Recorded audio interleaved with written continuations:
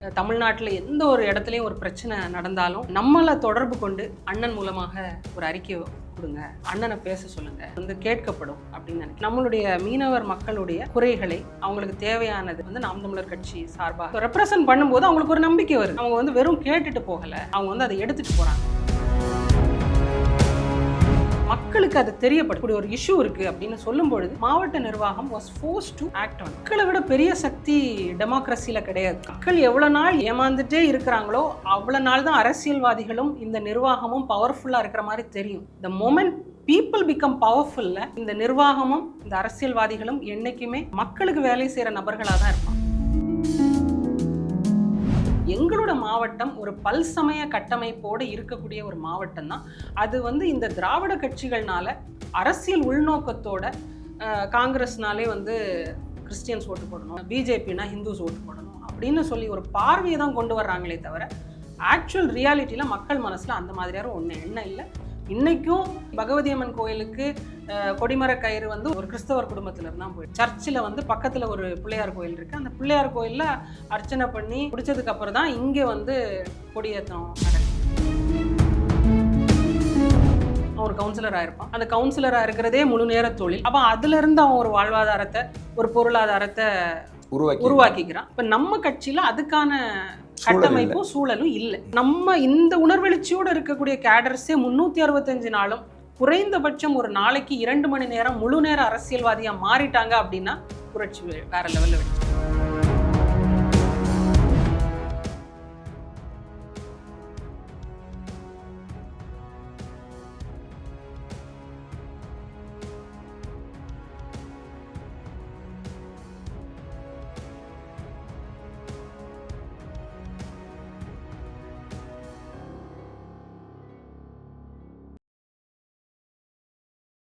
உலகம் முழுவதும் பரவி வாழுகிற தாய் தமிழ் உறவுகள் அனைவருக்கும் வணக்கம்.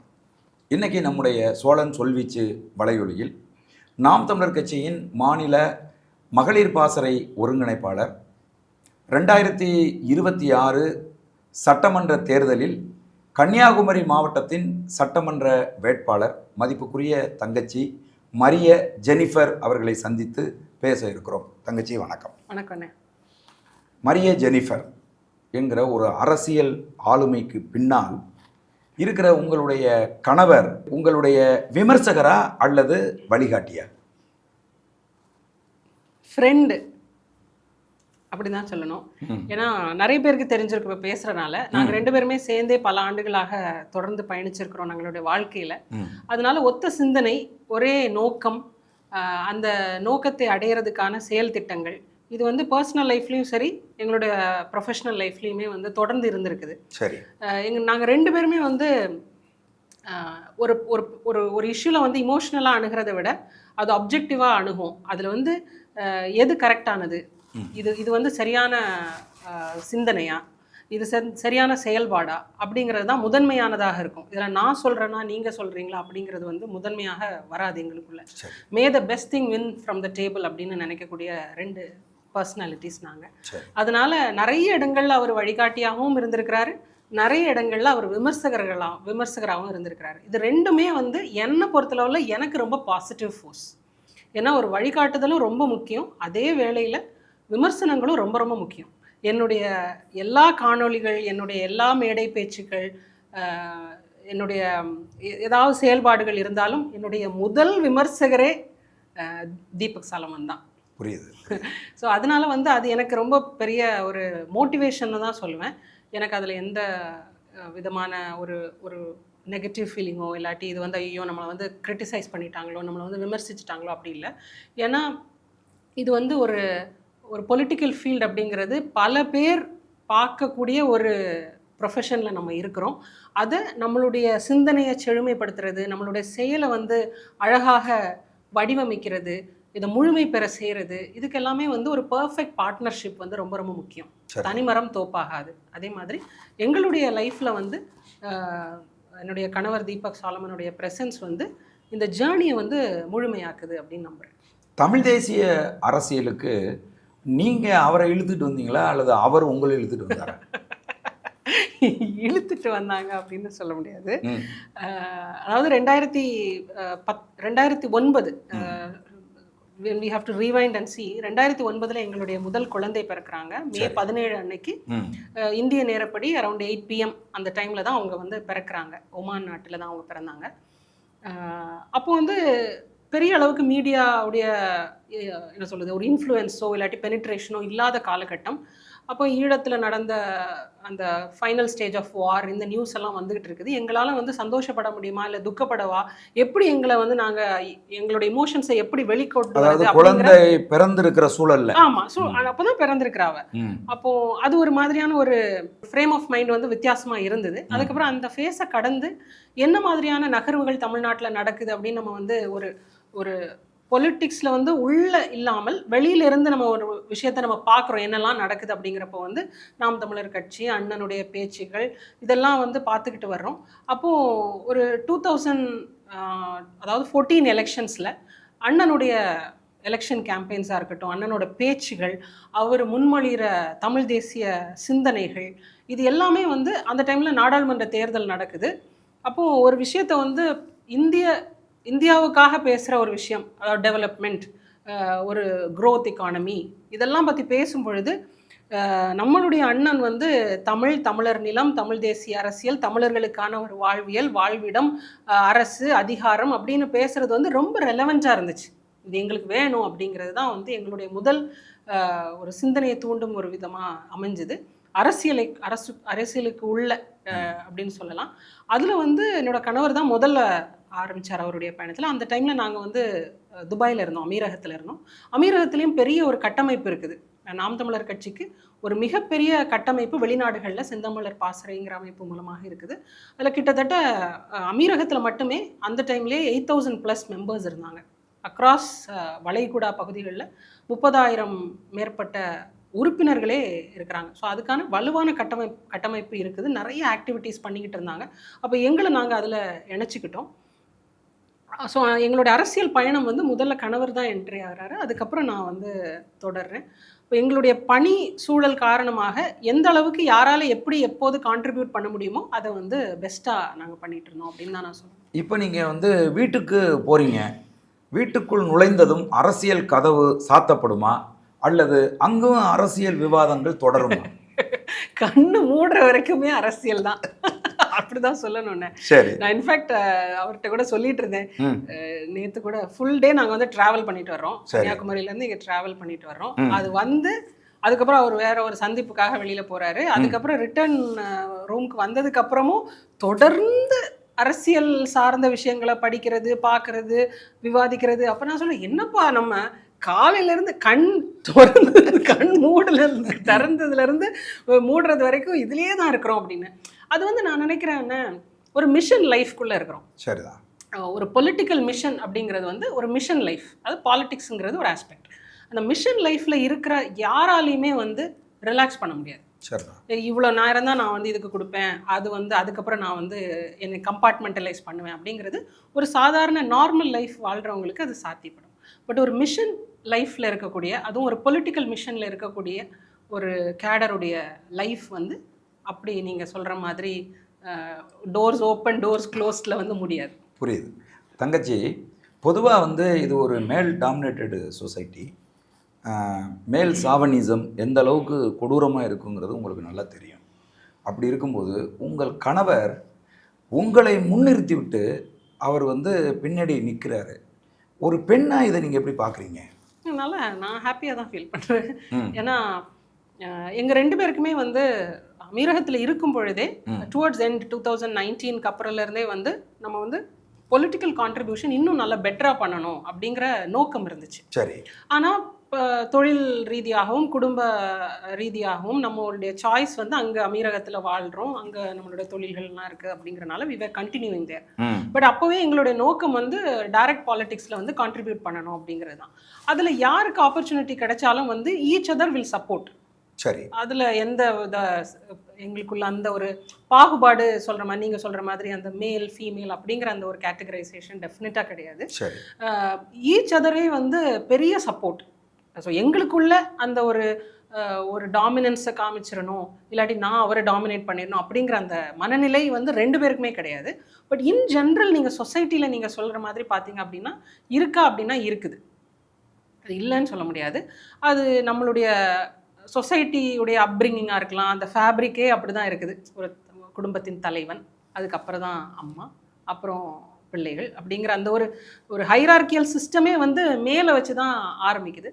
பட் என்னை பொறுத்தளவில் அது வந்து தப்பு கரெக்டுன்னு விவாதிக்க வேண்டிய அவசியம் இல்லை. Anything needs a structure. அதில் ஒரு அப்பாங்கிறவர் வந்து எந்த தகுதியான கரெக்டான நபர் வந்து லீட் பண்ணுறதுக்கு வில்லிங்காகவும் ஏபிளாகவும் இருந்தாங்கன்னா ஜெண்டர் வந்து ஒரு பெரிய விஷயமா இருக்கக்கூடாது, மேலோ ஃபீமேலோ. ஸோ அந்த அக்செப்டன்ஸ் வந்து எங்களுடைய மாவட்டத்தில் வந்து அதிகமாக இருக்குது.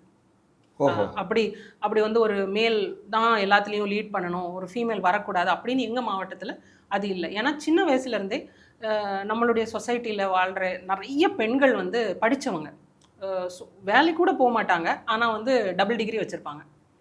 அப்படிப்பட்ட மாவட்டம் நம்மளுடைய மாவட்டம். நிறைய வேலைக்கு போகிற பெண்களும் உருவானாங்க, டீச்சர்ஸாக இருக்கிறாங்க, ப்ரொஃபஸர்ஸாக இருப்பாங்க, டாக்டர்ஸ், நர்சஸ் அப்படின்னு நிறைய பெண்கள் வந்து எங்களுடைய சொசைட்டிலேருந்து உருவாக்கப்பட்டாங்க. ஸோ இவங்க எல்லாருமே நம்மளுடைய இன்ஸ்பிரேஷன்ஸ், நம்மளுடைய முன்னெத்தியர்களாக இருக்கிறாங்க. அதனால் அந்த மாதிரி ஒரு ஒரு ஒரு பேரிட்டி இருந்ததே கிடையாது, ஆண் பெண் நீ இவ்வளோ தான் பண்ணணும் அப்படி. ஆனால் எங்கேயோ ஒரு இடத்துல சில இடங்களில் இருக்கலாம், but exceptions are not to be taken as எக்ஸாம்பிள்ஸ்னு சொல்கிற மாதிரி அங்கங்கே நடக்கிற ஒரு விஷயங்களை வந்து பொதுவாக நம்ம வந்து ஒரு மாவட்டத்துலேயோ இல்லாட்டி ஒரு கேரக்டர் ஆஃப் த சொசைட்டியாவோ பார்க்க விரும்பலை. இருக்குது, ஆனால் இருக்கிற கொஞ்சம் இடத்துலையும் களையணும் அப்படின்னு நான் விரும்புகிறேன். உங்களுக்கும் உங்கள் கணவருக்கும் முரண்பாடுகள் ஏற்பட்டதே இல்லையா? எப்படி ஒரு கேள்வியை கேட்குறீங்கன்னு. நிறைய டெய்லி முரண்பாடு இருக்கும். சரி. முரண்பாடு இல்லாத வாழ்க்கை வந்து சுவாரஸ்யமே இருக்காது. சரி. எவ்ரிதிங். இப்போ நான் 6:30 கிளம்பணும்னு நினைச்சேன் அப்படின்னா அதில் கூட ஒரு முரண்பாடு இருக்கலாம், ஒரு சாய்ஸஸில் முரண்பாடு இருக்கும். எனக்கு பிடிக்கிறது வந்து அவருக்கு பிடிக்காது, அவருக்கு பிடிக்கிறது வந்து எனக்கு அவ்வளோ விருப்பமாக இல்லாமல் இருக்கும். பட் என்னவோ தெரியல, முதல்ல இருந்தே வந்து அந்த ஒரு ட்ராக் வந்து பேரலல் ஒரு ஜேர்னியாக அழகாக அமைஞ்சிருச்சு. சரி. ஸோ ஒரு ரயில் போகிறதுக்கான தண்டவாளம் வந்து எப்படி பேரலாக ஒரே நோக்கத்தோட இலக்கோட அமைப்போட போகுதோ அது மாதிரி ஒரு ஸ்மூத் செயில் அப்படின்னு சொல்லுவேன். ஏன்னா ரிலேஷன்ஷிப்பை பொறுத்தளவில் வந்து முரண்கள் பெரிய விஷயம் கிடையாது, ஆனால் ரெஸ்பெக்ட் வந்து ரொம்ப ரொம்ப முக்கியம். நிச்சயமா. முரண்கள் வந்து வரவே இல்லை, வரக்கூடாது அப்படின்லாம் ஒன்றும் அவசியமே கிடையாது. என்னுடைய பார்வை வேறாக இருக்கலாம், அவருடைய பார்வை வேறாக இருக்கலாம், என்னுடைய சிந்தனை வேறாக இருக்கலாம், அவரோட சிந்தனை வேறாக இருக்கலாம். அவர் இப்படி தான் செய்யணும்னு நினைப்பாரு, நான் கொஞ்சம் ஃபாஸ்ட்டாக செய்யணும்னு நினைப்பேன். சில விஷயங்களுக்கு அவருக்கு ரொம்ப ஓவர் பேஷண்ட்டாக இருப்பார், நான் வந்து அது உடனே நடக்கணும் அப்படின்னு நினைக்கிற ஆளாக இருக்கலாம். பட் இதெல்லாமே வந்து பர்சனல் கேரக்டர்ஸ் அண்ட் இதுதான். ஆனால் இதில் எதுலேயுமே வந்து ஒருத்தர் இன்னொருத்தர் மேலே கொடுக்கக்கூடிய ரெஸ்பெக்ட் வந்து குறையக்கூடாது. புரியுது. ஸோ அது மட்டும் நம்ம பார்த்துக்கிட்டோம் அப்படின்னா ஒரு ரிலேஷன்ஷிப் வந்து ரொம்ப பியூட்டிஃபுல்லாக எடுத்துகிட்டு போயிடும். கன்னியாகுமரி மாவட்டத்தின் நாடாளுமன்ற வேட்பாளராக 2024 நீங்கள் போட்டியிட்டு அண்ணா திராவிட முன்னேற்ற கழகத்தை தோற்கடிச்சிட்டிங்க அப்படின்னு ஒரு கதை இருக்குது. அந்த கதை பற்றி சொல்லுங்களேன். கதை இல்லை, நிஜம். தமிழ்நாட்டிலேயே இந்த நாடாளுமன்ற தேர்தலில் நாம் தமிழர் கட்சி 8 இடங்களில் 3வது இடம் வந்தது. அதில் முக்கியமான ஒரு வெற்றியாக நம்ம பார்க்குறது வந்து 3ஆம் இடம் வந்த கன்னியாகுமரி நாடாளுமன்ற தொகுதி. இதில் வந்து நம்ம பாரம்பரியமாக இருக்கக்கூடிய அதிமுக அப்படிங்கிற ஒரு கட்சியை 4ஆம் இடம் தள்ளி நம்ம வந்து 3ஆம் இடத்துக்கு வந்து வெற்றி பெற்றிருக்கிறோம். அப்போ இதில் நம்மளோட லேர்னிங்ஸ் என்ன அப்படின்னா, எவ்வளோ பெரிய பார்ட்டி, அதுக்கு எவ்வளோ பெரிய லெகசி இருந்தாலும் கரெக்டான வேலையை ஒரு டீமாக ஒரு ப்ராப்பர் லீடர்ஷிப் இல்லாமல் பண்ணும் பொழுது எந்த ஒரு பெரிய இயக்கமும் வந்து தோல்வியடைவதற்கான சாத்தியக்கூறுகள் நிறைய இருக்குது. சரி. அதுதான் நம்மளுடைய லேர்னிங். அதில் அது நீங்கள் அதிமுகவாக இருக்கலாம், திமுகவாக இருக்கலாம், காங்கிரஸாக இருக்கலாம், பிஜேபியாக இருக்கலாம், எந்த கட்சியாகவும் இருக்கலாம். ஆனால் அந்த இடத்துல கரெக்டான ஒரு லீடர்ஷிப், ஒரு கரெக்டான டீம் அண்ட் அதே நேரத்தில் முன்வைக்கிற வேட்பாளர், அது யாராக வேணாலும் இருக்கலாம். இந்த ஒரு காம்பினேஷன் வந்து கரெக்டாக அமைஞ்சு அதுக்கான எஃபர்ட்டை முழு முயற்சியில் கன்சிஸ்டண்ட்டாக போடலை அப்படின்னா எந்த ஒரு பெரிய இயக்கமும் தோல்வியடைஞ்சிடும். அதில் நம்ம வந்து ஏன் டிஸ்டிங்க்டாக தெரிஞ்சோம் அப்படின்னா, ஒரு நமக்கு கிடைச்சது வந்து ரொம்ப ஷார்ட் பீரியட் தான். ஏன்னா நம்ம டிசம்பரில் வர்றோம், அண்ணன் வேட்பாளராக அறிவிக்கிறாங்க. தேர்தலுக்கும் நமக்கு கிடைச்ச டைம் வந்து ஒரு 3 to 4 months கேப் தான். ஆனால் நாங்கள் வந்து ஒரு டீமாக அணியமானோம் கன்னியாகுமரி மாவட்டத்தில். நம்ம உங்களுக்கு தெரியாதது இல்லை, ஏன்னா ஒரு கட்சியாக வந்து நம்ம ஒரு வளர்ந்துக்கிட்டே இருக்கக்கூடிய கட்சி, அதில் இருக்கக்கூடிய நிறை குறைகள் வந்து நமக்குள்ளேயும் இருக்கும், வெளியிலேருந்து பார்க்குறவங்களுக்கும் அது தெரியும். பட் இருந்தாலும் with all the differences, with all the weaknesses, நம்ம வந்து ஒரு டீமாக அணியமாகிறோம். புரியுது. நம்மளால் வந்து இந்த ஒரு மிஷனை வந்து 100% முன்னோக்கி கொண்டு போயிடலாம் அப்படிங்கிற அந்த ஒரு நம்பிக்கை எல்லாருக்குமே வருது. அப்போ வரும்போது அந்த 6 சட்டமன்ற தொகுதி இருக்குது எங்களுடைய மாவட்டத்தில். 6 சட்டமன்ற தொகுதியின் பொறுப்பாளர்களும் அவங்கவுங்க சட்டமன்ற தொகுதி இருக்கக்கூடிய கேடர்ஸை மோட்டிவேட் பண்ணி எப்படி நம்ம ஒரு ஒர்க் பண்ணலாம். அப்போ முதல்ல நம்ம பண்ணது வந்து கனெக்டிங் த கலெக்டிவ்ஸ் அப்படின்னு சொல்லுவாங்க.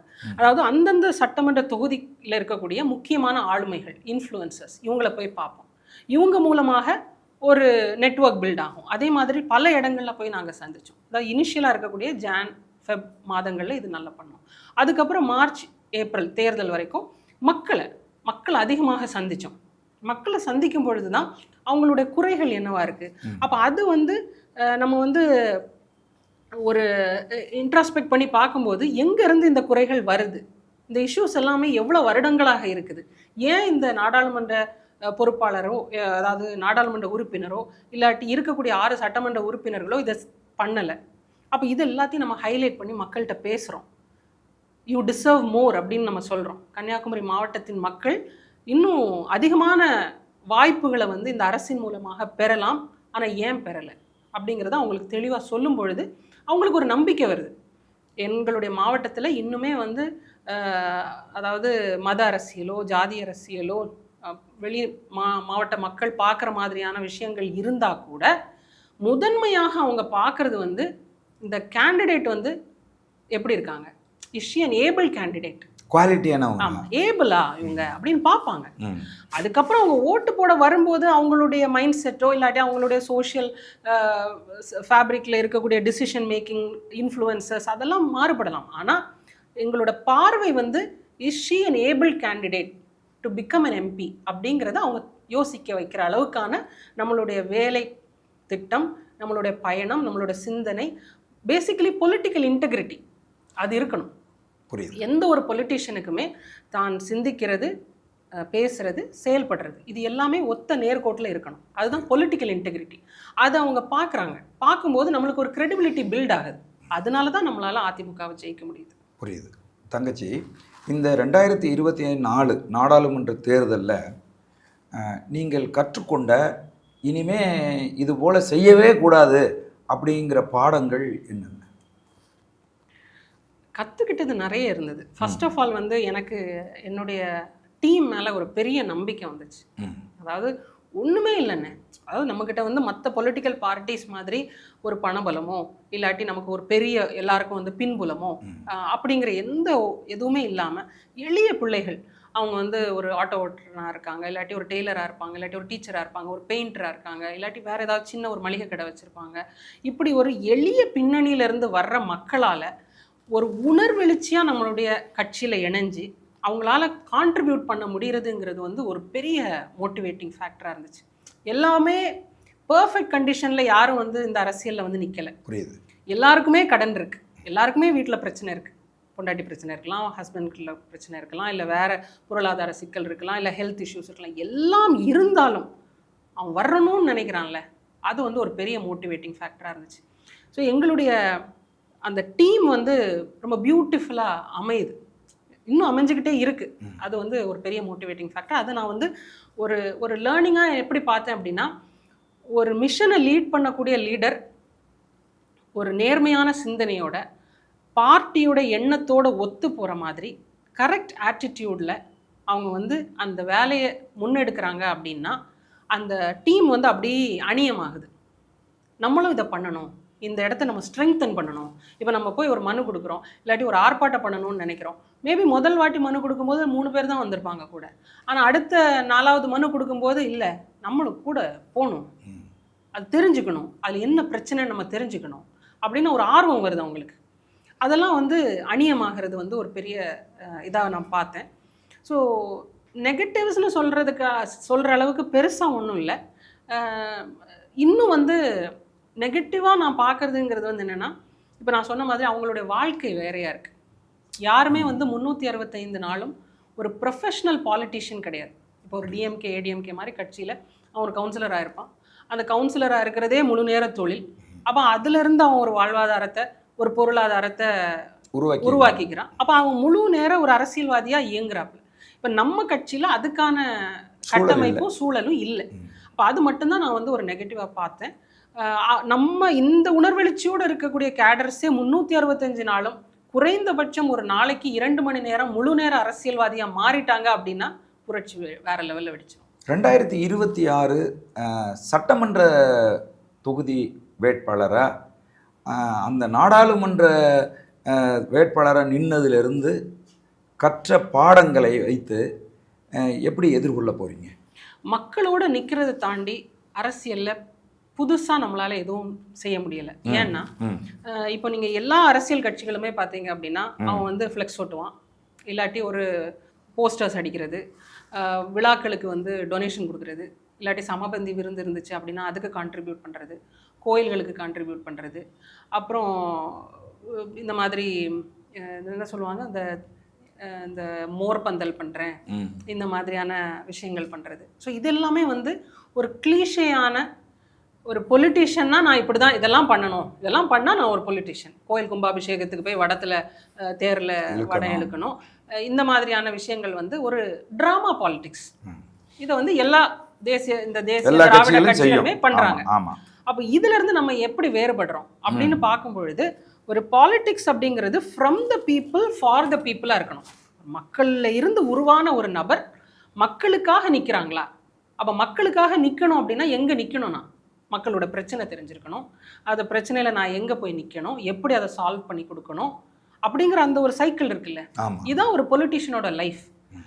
மற்ற நீங்கள் சொல்கிற மாதிரி நம்ம ஜென்ரலாக சொல்கிற மாதிரி ஒரு பதாகை வைக்கிறது, போஸ்டர் ஓட்டுறது, விளம்பரப்படுத்துறது, கோயில் காரியங்களில் போய் நிற்கிறதா இருக்கட்டும், இதெல்லாமே வந்து ஆடட் என்ன சொல்கிறது ஒரு சோஷியல் என்கேஜ்மெண்ட்காக யூஸ் பண்ணக்கூடிய ஒரு மாடல்ஸ். ஆனால் அதுவே பிரதானம் கிடையாது. மக்கள் பிரச்சனையில் மக்களோட நின்று எப்படி அடுத்த கட்டத்துக்கு அவங்கள வந்து எடுத்துகிட்டு போகலாம், அவங்களுக்கான சொல்யூஷனை நம்ம எப்படி எடுத்து கொடுக்கலாம், இதுதான் ஒரு பொலிட்டிக்கல் பார்ட்டியுடைய மேஜர் அஜெண்டாவாக இருக்கணும். அதை 2024 நாடாளுமன்ற தேர்தலுக்கு அப்புறம் இஷ்யூ பேஸ்ட் பாலிட்டிக்ஸாக நாங்கள் வந்து தொடர்ந்து களத்தில் நின்று அதை ஒரு லேர்னிங்காகவே எடுத்து இப்போ வரைக்கும் கொண்டு போயிட்டுருக்கோம். புரியுது தங்கச்சி. கன்னியாகுமரி மாவட்டத்தை பொறுத்தளவில் அது வந்து மீனவர்கள் அதிகம் வாழுகிற ஒரு பகுதி. அந்த பகுதியில் விழிஞம் துறைமுகம் கட்டுறதன் மூலமாக கடலோட சமநிலை வந்து பாதிக்கப்படுது, அதனால் மீனவர்களோட வாழ்வாதாரம் பாதிக்கப்படுதுங்கிற குற்றச்சாட்டு புகார் வந்து தொடர்ந்து எழுப்பப்பட்டுருக்கு. இதை நீங்கள் எப்படி சமாளிப்பீங்க? விழிஞம்ங்கிறது வந்து கேரளா மாநிலத்தில் இருக்கக்கூடிய ஒரு போர்ட். ஆனால் பொதுவாக நம்மளுடைய கன்னியாகுமரி மாவட்டத்தில் ஒரு 72 கிலோமீட்டர் கடல் பரப்பு இருக்குது. சரி. ஆரோக்கியபுரத்துலேருந்து நீரோடி வரைக்கும் கிட்டத்தட்ட 43 மீனவ கிராமங்கள் இருக்குது. இப்போ பிரச்சனை அப்படின்னு பார்த்தா எல்லா இடத்துலையுமே அந்த பிரச்சனை இருக்குது. அதாவது ஒரு இடத்துலன்னு மட்டும் ஒரு பிரச்சனைன்னு மட்டும் சொல்ல முடியாது. மீனவ மக்களின் தொழில் பாதுகாப்பு, அவங்களுடைய இருப்பிடம் பாதுகாப்பு இல்லாதது, சிஆர்சிங்கிற அந்த ஒரு இதில் என்னென்ன மாதிரியான முறைகேடுகள் இருக்குது, என்னென்ன மாதிரி கேப்ஸ் இருக்குது, அவங்களுடைய வெல்ஃபேர் ஸ்கீம்ஸ் எப்படி பண்ணப்படுது, அதாவது நலத்திட்டங்கள், உதவி, மானியம், இதெல்லாம் என்ன மாதிரியான விஷயங்களில் பண்ணுறாங்க, இதில் எல்லாத்துலேயுமே குறைகள் இருக்குது. அப்போ நம்ம எப்படி பார்க்குறோம் அப்படின்னா ஒரு மீனவர் சமூகம் அப்படிங்கிறது பாரம்பரிய மீனவ சமூகமாக இருக்கும் பட்சத்தில் அவங்கள நீங்கள் வந்து பழங்குடியினராக அறிவிங்க அப்படிங்கிறது நாம் தமிழர் கட்சியுடைய வரைவரையிலேயே இருக்குது.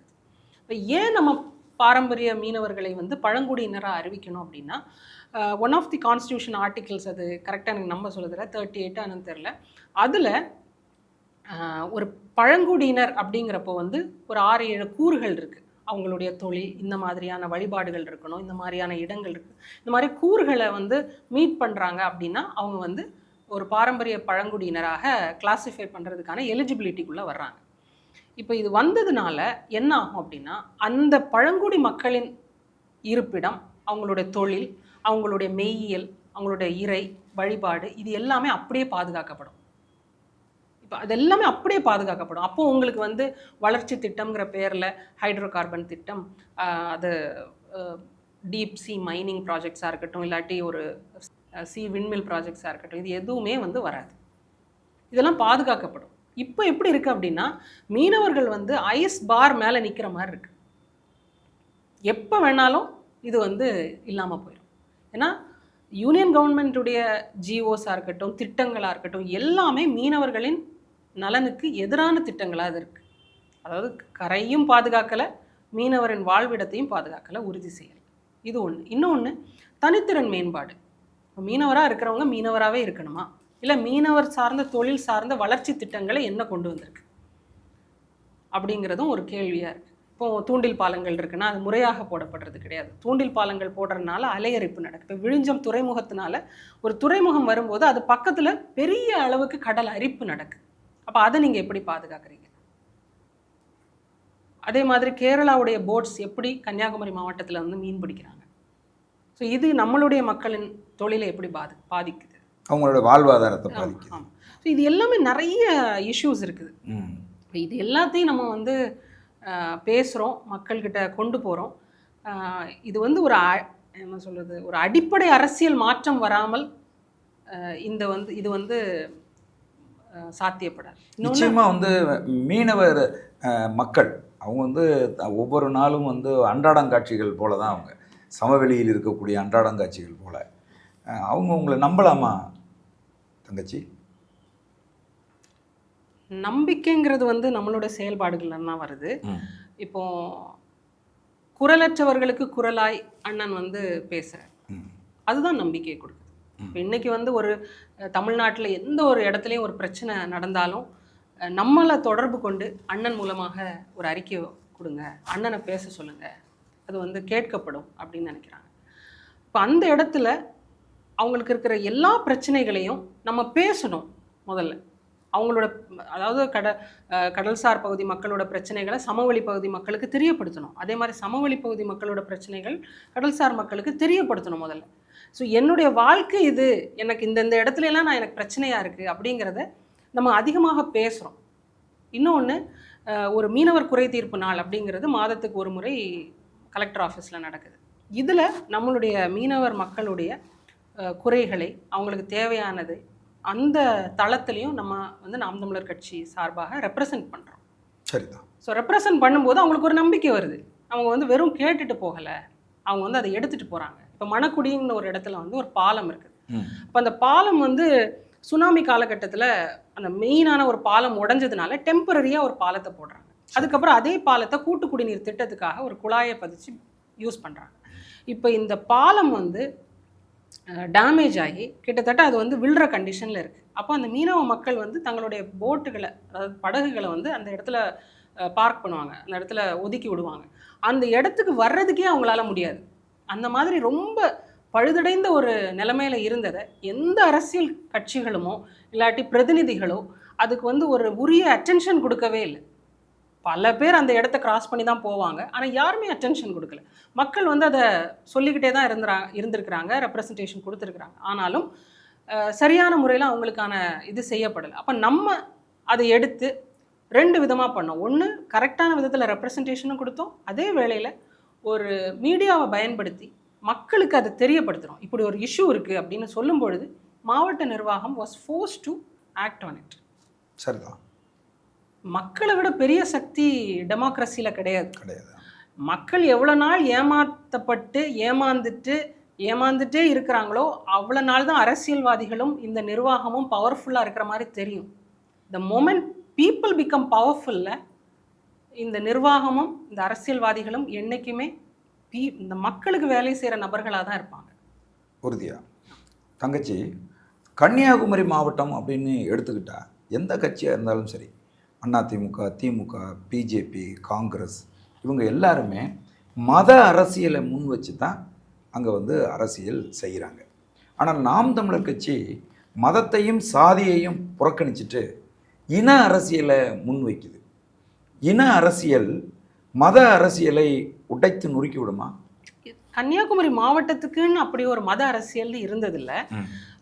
அதாவது திருவிதாங்கூர் காங்கிரஸ் உருவான டைமாக இருக்கட்டும், அதுக்கப்புறம் தமிழ்நாடு காங்கிரஸ் உருவான டைமாக இருக்கட்டும், தமிழ்நாடு காங்கிரஸில் இருந்து சட்டமன்ற உறுப்பினர்களாக தேர்வு செய்யப்பட்டவர்கள் கூட என்னுடைய அந்த ஃபஸ்ட் 5-year பிளானில் அவங்க டிமாண்ட் பண்ண டெவலப்மெண்ட்ஸ் வந்து என்னுடைய மாவட்டத்துக்கு வரல அப்படின்னு சொல்லிட்டு அவங்களோட பதவியே ராஜினாமா பண்ணாங்க. அந்த டைம் வே பேக் தமிழ்நாடு காங்கிரஸில் எம்எல்ஏ செலக்ட் ஆனவங்க. அப்போ எங்களுடைய பொலிட்டீஷியன்ஸ்க்கு வந்து டெவலப்மெண்ட் அண்ட் க்ரோத் அதுதான் வந்து ப்ரையாரிட்டியாக இருந்துச்சு. இன்னொன்று, கன்னியாகுமரிங்கிறது வந்து ஒரு மெய்யியல் கூறுகள் நிறைய இருக்கக்கூடிய ஒரு மாவட்டம். சரி, அதாவது கோயில்கள் எப்படி சைவம் வைணவம் இருந்துச்சோ சமணம் கூட எங்களுடைய மாவட்டத்திலிருந்து வளர்ந்து செழித்தோங்கிய ஒரு மதம் தான் சமணம் கூட.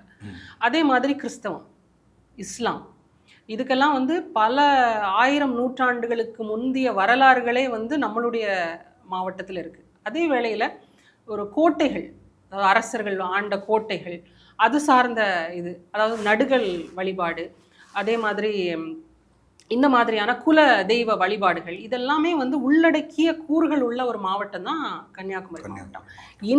இப்போ வரைக்கும் பல குடும்பங்களில் நடுகள் வழிபாடு நடக்குது. அதே வேளையில் குலதெய்வ வழிபாடுகள் நடக்குது. இப்போ கிறிஸ்தவர்களாக இருக்கக்கூடியவர்கள் கூட எனக்கு தெரிஞ்சு ஒரு 3-4 தலைமுறைகளுக்கு முன்னாடி அவர்கள் கூட இந்துக்களாக இருந்திருப்பாங்க, இல்லாட்டி சைவர்களாகவோ வைணவர்களாகவோ இருந்திருக்க வாய்ப்பு இருக்குது. அவங்க எல்லாருமே வந்து இயற்கை சார்ந்த ஒரு வழிபாட்டு முறையை தான் பின்பற்றிட்டு வந்திருக்கிறாங்க. ஸோ இது எல்லாமே வந்து எங்களுடைய பிளட்டில் வந்து இதெல்லாமே ஒரு சேர கலந்த ஒரு விஷயந்தான். இந்த பாகுபாடு அப்படிங்கிறது வந்து அரசியல்வாதிகள் அவங்களுடைய வாக்குகளுக்காக ஏற்படுத்தி, அதாவது மண்டைக்காடு கலவரத்திலிருந்து அதுக்கப்புறம் ஒரு ஹிந்து கிறிஸ்டியன் அப்படின்னு சொல்லிட்டு எப்போவுமே ஒரு சென்சிட்டைஸ் பண்ணுற ஒரு விஷயமா இருக்கட்டும், இந்த இடத்துக்கு போனால் இவங்கக்கிட்ட கேட்டுட்டு தான் போகணும், இல்லாட்டி இந்த இடத்துக்கு இப்படி தான் ஆப்ரேட் ஆகணும் அப்படிங்கிற அந்த ஒரு மனநிலையாக இருக்கட்டும், இதை வந்து ஒரு பொலிட்டிக்கல் அஜெண்டாவாக அரசியல் கட்சிகள் தான் மாற்றுச்சே தவிர எங்கள் மக்களுடைய மனதில் என்றைக்குமே அந்த மாதிரியான ஒரு எண்ண ஓட்டம் கிடையாது. இன்றைக்கும் ஒரு கிறிஸ்தவ குடும்பத்தில் இருக்கிறவங்க வந்து அவங்களோட குலதெய்வ கோயிலுடைய கொடைக்கு போவாங்க. அதே மாதிரி பகவதி அம்மன் கோயிலுக்கு கொடிமர கயிறு வந்து ஒரு மீனவர் குடும்பத்திலேருந்து, ஒரு கிறிஸ்தவர் குடும்பத்திலேருந்து தான் போயிட்டுருக்கு. அதே மாதிரி கோட்டாறு சர்ச்சில் வந்து பக்கத்தில் ஒரு பிள்ளையார் கோயில் இருக்குது. அந்த பிள்ளையார் கோயிலில் அர்ச்சனை பண்ணி முடித்ததுக்கப்புறம் தான் இங்கே வந்து கொடியேற்றம் நடக்குது. அதே மாதிரி திட்டுவிளைங்கிற பகுதியிலையும் இன்க்ளூசிவாக, புரியுது, பள்ளியாடிங்கிற பகுதியிலையும் இன்க்ளூசிவாக எங்களோட மாவட்டம் ஒரு பல்சமய கட்டமைப்போடு இருக்கக்கூடிய ஒரு மாவட்டம் தான். அது வந்து இந்த திராவிட கட்சிகள்னால அரசியல் உள்நோக்கத்தோட காங்கிரஸ்னாலே வந்து கிறிஸ்டியன்ஸ் ஓட்டு போடணும், பிஜேபினா ஹிந்துஸ் ஓட்டு போடணும் அப்படின்னு சொல்லி ஒரு பார்வையை தான் கொண்டு வர்றாங்களே தவிர ஆக்சுவல் ரியாலிட்டியில் மக்கள் மனசில் அந்த மாதிரியான ஒன்று எண்ணம் இல்லை. அவங்க ஏபிளான கரெக்டான கேண்டிடேட் அரசியலில் வந்து நின்னாங்கன்னா ஆதரிப்பாங்க. இஸ்லாமியர்களும் கிறிஸ்துவர்களும் இந்துக்களும் தங்களை தமிழர்களாக உணர்ந்து இருக்கிறார்களா? எல்லாருமே அப்படிதான், எங்கள் ஊரில் அப்படி தான் இருக்காங்க. கிறிஸ்துவர்கள் எல்லாருமே இன்னைக்கும் இப்போ கிறிஸ்டியானிட்டி கிறிஸ்டியானிட்டியில் உள்ள ஒரு பைபிள் தூய தமிழில் தான் இன்றைக்கும் வழிபாடுகள் நடக்குது. தூய தமிழில் தான் பைபிளே இருக்குது.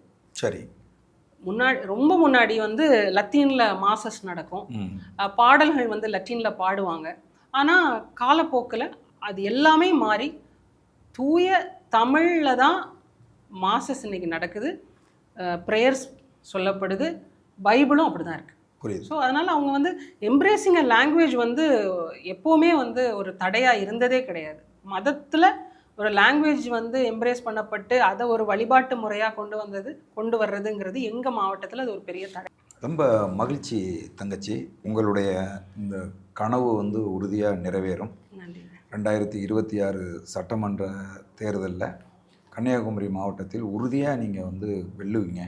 உங்களுடைய வியூகங்கள், உங்களுடைய கனவு, இது எல்லாமே வந்து ரொம்ப பாசிட்டிவாக இருக்குது. எங்கள் சோழன் சொல்வீச்சு அரங்கத்துக்கு வந்து எங்களுடைய கேள்விகளுக்கெல்லாம் ரொம்ப நேர்த்தியாக வந்து பதில் சொன்னீங்க. மிக்க மகிழ்ச்சி. நன்றி. வணக்கம் தங்கச்சி. நன்றி, ரொம்ப நன்றி.